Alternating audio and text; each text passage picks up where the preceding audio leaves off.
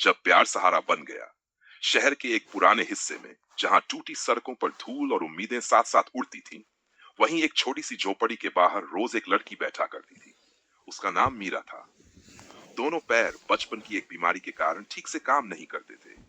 वह लकड़ी की बनी व्हील चेयर पर बैठ सिलाई करती और पास की दुकान से मिले पुराने कपड़ों को जोड़ जोड़ कर नए सपने बुनती।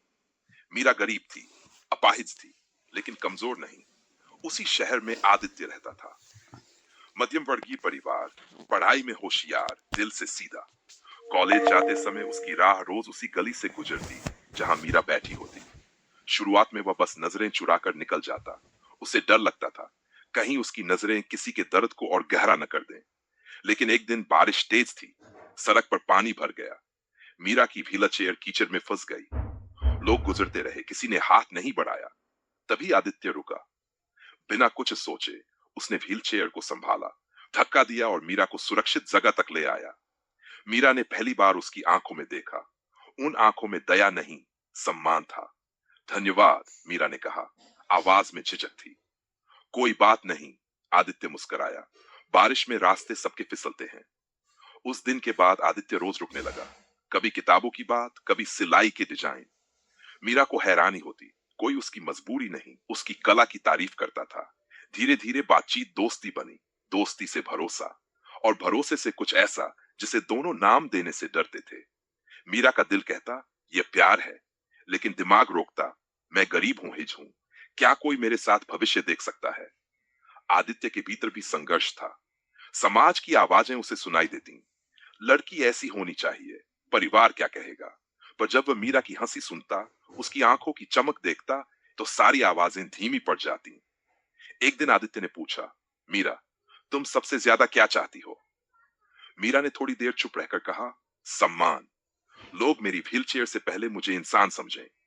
आदित्य ने उसी पल तय कर लिया, वह मीरा के लिए सहारा नहीं, साथ बनेगा। समय बीता गया। कॉलेज खत्म हुआ। आदित्य को नौकरी मिल गई। उसने मीरा की सिलाई के लिए बेहतर मशीन दिलवाई, ऑनलाइन ऑर्डर दिलाने में मदद की। लेकिन कभी एहसान की तरह नहीं, हमेशा साझेदारी की तरह का कल पड़ा। उसकी बनाई चीजें शहर के बाहर तक जाने लगीं। पहली बार उसने अपने पैसों से घर का किराया दिया। उसकी मां की आंखों में गर्व गर्व के आंसू थे। एक शाम आदित्य ने मीरा से कहा, मुझे तुमसे कुछ कहना है। मीरा का दिल तेज धड़कने लगा। डर भी था, खो देने का। आदित्य बोला, मैं तुमसे प्यार करता हूं, तुम्हारी मजबूरी से नहीं, तुम्हारी मजबूती से। मीरा की आंखें भर आईं। वह बोली, प्यार आसान नहीं होगा। आदित्य मुस्कुराया, आसान चीजों की तलाश मैंने कभी नहीं की। लेकिन कहानी यहीं खत्म नहीं होती। आदित्य के घर में तूफान उठा। समाज क्या कहेगा, लड़की अपाहिज है, भविष्य मुश्किल होगा।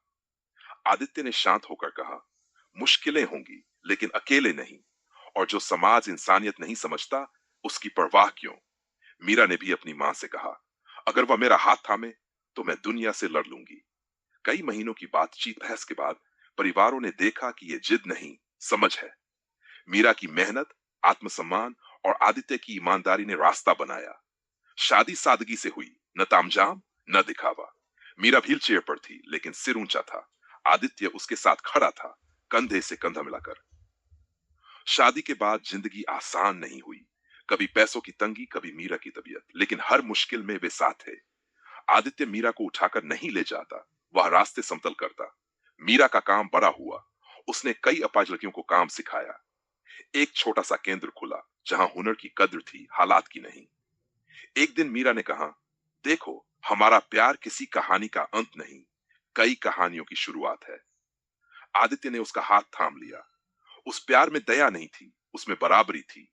और शहर ने सीखा, प्यार शरीर से नहीं, हौसले से होता है। गरीबी हालात होती है, पहचान नहीं।